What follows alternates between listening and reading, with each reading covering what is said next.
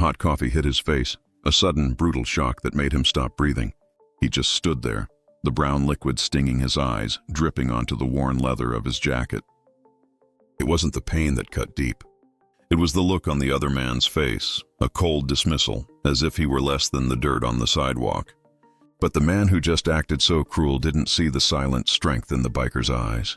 He didn't see the kindness held back, ready to be given. In a matter of minutes, the world was going to completely flip for the rich man, proving that not every life challenge can be solved with money. Tell us in the comments, have you ever seen someone's true self revealed in an instant? Before we begin, hit subscribe. It's appreciated. It was just past dawn when the man named Marcus started his engine. He wasn't rich, but he had something much better, a deep peace in his heart and the road stretching out before him. His life was simple. Every day he put on his worn leather jacket, adjusted his helmet, and rode his old faithful motorcycle to the city's edge where he worked. He was a mechanic, a man who fixed what was broken and never looked for praise. The sun was just starting to warm his face and the air smelled like dew and distant coffee. Marcus didn't have big dreams of fancy houses or fast cars. His dream was just to keep his little sister in college. Every oil change, every busted carburetor was a step toward that goal. This morning felt different though, quiet, like the whole city was holding its breath. As he slowed down near a corner, he saw a woman struggling with a broken stroller and a heavy bag. Marcus didn't have to think. He just stopped. He quickly helped her lift the stroller, his big hands gentle, never expecting a thank you. He just knew that a little kindness goes a long way. He had seen too many times how people looked away from those who needed help, and he swore he would never be one of them. He was a man with a kind soul, often judged by the scars on his hands and the color of his skin, never by the goodness inside him. He knew the quiet pain of being misunderstood. He knew that sometimes the world looks at the cover and never opens the book. He pulled up to the coffee shop he always stopped at, just before getting to work. He didn't know that the small moment of helping the woman was preparing him for the biggest test of his quiet kindness. He didn't know that standing just inside the glass door was a man who would try to crush his spirit with a moment of pure cruelty. If you were in their place, someone who chooses kindness even when the world doesn't choose you, what would you have done next? Tell us in the comments.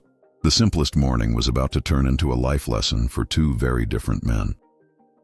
Marcus walked into the coffee shop, the bell above the door ringing a small, lonely sound. The air inside was warm and thick with the smell of sweet pastries and bitter espresso. He stood patiently in line, his jacket making him feel a little too big for the small space. He noticed Mr. Sterling immediately. Sterling was dressed in a sharp, expensive suit, his face set in a hard, impatient line as he talked loudly on his phone. Everything about Sterling screamed that he was in a hurry and that everyone else was in his way. As Marcus reached the counter, Sterling cut in front of him without even a glance or a word. It was a small thing, a tiny moment of disrespect, but Marcus felt the familiar dull ache of being unseen. It was the same feeling he got when a store clerk watched him too closely, or when a car sped up rather than letting him merge. He just waited, his hands deep in his pockets, choosing silence over conflict. He knew that sometimes fighting every small wrong takes away the energy needed for bigger fights. He chose to save his peace. Sterling finished his call, paid for his large, expensive cup of coffee, and turned to leave. He didn't see Marcus standing there. He didn't see the little nod Marcus gave the barista, a silent thank you for the coffee he hadn't even ordered yet. All Sterling saw was an obstacle.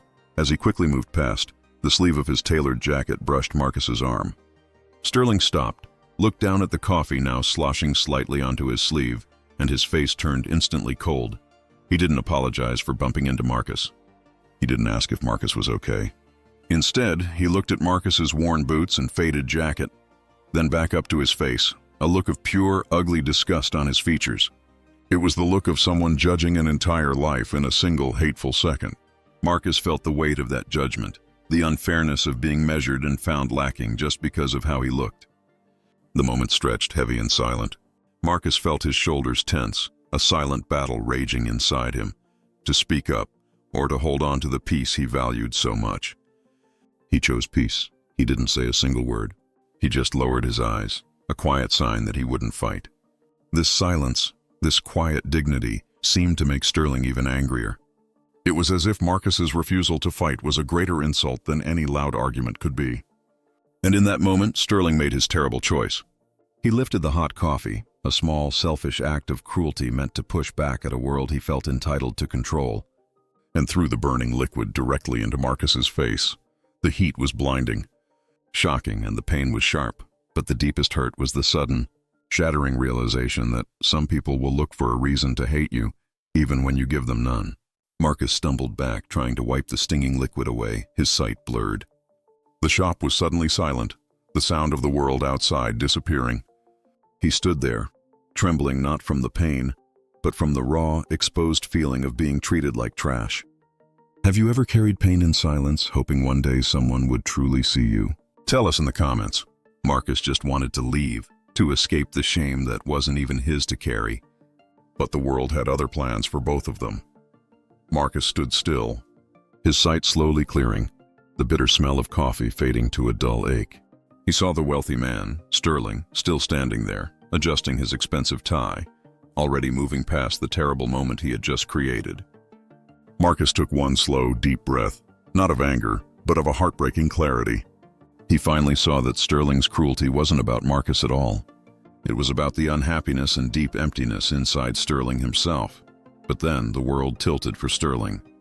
He was reaching for the door when his phone rang again, a different kind of ring, sharp and urgent. His face, moments before set in cold pride, suddenly cracked. He listened for a second, his body freezing up. The phone slipped from his hand and hit the floor, but he didn't even notice. He looked around the coffee shop, a wild, panicked look in his eyes. He started patting his pockets desperately, then tearing through his briefcase on the counter. His movements were fast, clumsy, and filled with a terror that erased the memory of his arrogance just a moment before. He was searching for a small, clear medicine bottle, the one that held the tiny pills that controlled his daughter's serious, rare condition. He had to give her the medicine exactly on time, or she could face a terrible crisis. And as he frantically looked, the awful, life-crushing truth landed on him like a physical blow. The bottle wasn't there. He must have left it at home in his rush, or maybe even lost it in the car. The thought of his little girl needing him, and his own carelessness, stripped away everything. His money, his suit, his pride. He looked up, and his eyes met Marcus's. The hate was gone, replaced by a naked, desperate panic. He was no longer the rich man looking down on a biker. He was just a terrified father. His whole world had shrunk to a single, essential need. He rushed to the counter, his voice thick and trembling, begging the startled barista to call a cab, a police car, anything to get him home in time. He offered money, a fortune, anything he had, but no amount of money could make a taxi appear instantly. He was stuck, helpless, watching the clock tick toward the worst moment of his life. Marcus watched this breakdown. He saw the cold anger melt into pure animal fear.